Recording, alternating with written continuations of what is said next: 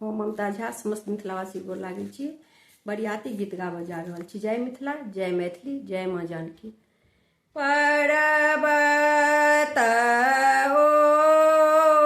परा में घाघराजे गेला पाटना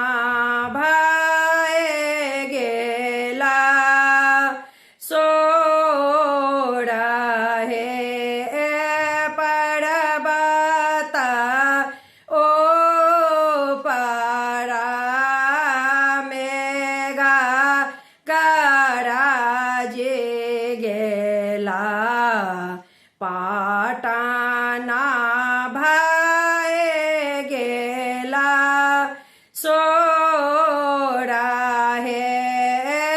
कोने बाबा के घोड़ा आगू पाछो धाबाए किना कारा घोड़ा आगो वायल हे कोने बाबा के घोड़ा आगू पाछो धाबाए किना कारा घोड़ा आगो वायल हे किना कारा छतबा का माला पात्र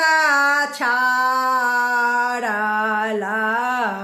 किना कारा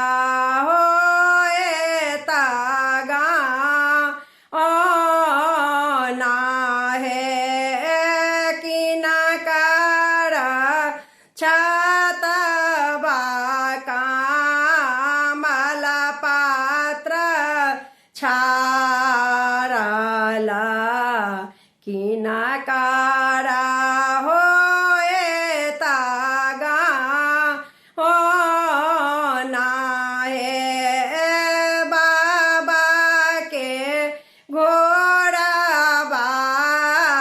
आगो पाछो धाबाए बड़का बाबा का घोड़ा आगो वायल हे बाबा के घोड़ा आगू पाछो धाबाए बड़का बाबा का घोड़ा आगो वायल हे बहनोइया के छतबा कमल पात्र छाड़ला कृष्ण चंद्र दुल्हा के होए तागा ओ ना हे बहनोइया के छतबा कमल पात्र छाड़ला कृष्ण चंद्र दुल्हा के होए तागा ओ ना हे जब बरियातियाना गढ़ सा बाहर भेला सब मिली बाजो जय जयकार हे जब बरियातियाना घर सा बाहर भेला सब मिली करिया जय जयकार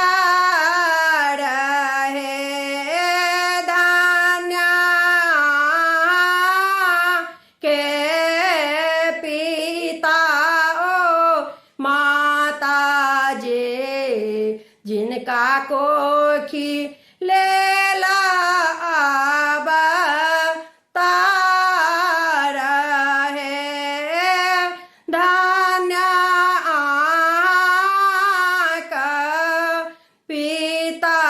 ओ माता जे जिनका कोखी